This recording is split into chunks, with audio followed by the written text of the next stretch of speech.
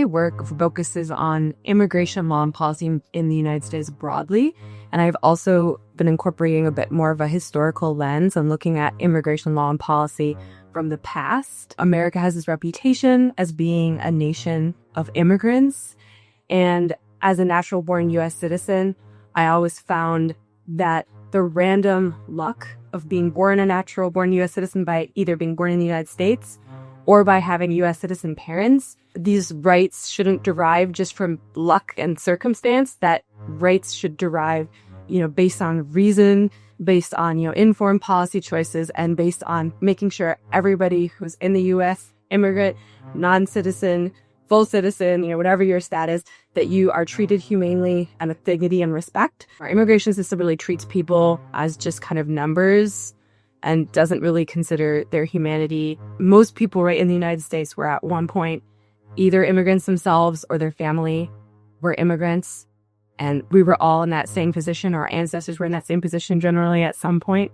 So I think just trying to find kind of the humanity, which is not always very present, I think, in legal scholarship. So sort of melding the two together is my goal, humanity and legal scholarship. Why do we need mass deportation? What is that actually going to accomplish? Why do we need to increase immigration detention at such a large scale? What is the purpose of that? Actually looking at the policy, members of the executive, what is the problem they're trying to solve?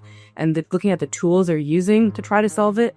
And generally, the two aren't really connected, right? If you're actually analyzing a lot of these policies, a lot of these laws, they're not accomplishing the sort of stated goal. So I think to be able to look at that and use scholarship to say, like the Alien Enemies Act, if what you're worried about, is an invasion by a foreign government, then deporting or removing asylum seekers with no due process isn't actually going to make America a safer place. What I've been partly paying attention to is just all of the ongoing litigation in the immigration field right now with the current administration. So there has been really high profile litigation about the executive order on birthright citizenship.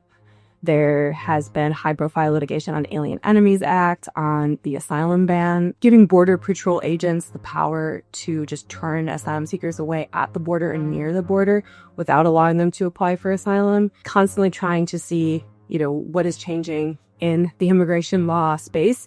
Recently in this past summer, the big budget bill that passed for the first time put a fee on filing an asylum application. It's now $100 for anybody to file an asylum application, for example. So just trying to keep on top of all this constantly changing information and seeing how, I can use information to benefit, again, my students, the public, my colleagues, my clients. There's really... it's never a dull moment in immigration law, is what I will say, which is one thing I like about it, and also makes it a little bit stressful sometimes.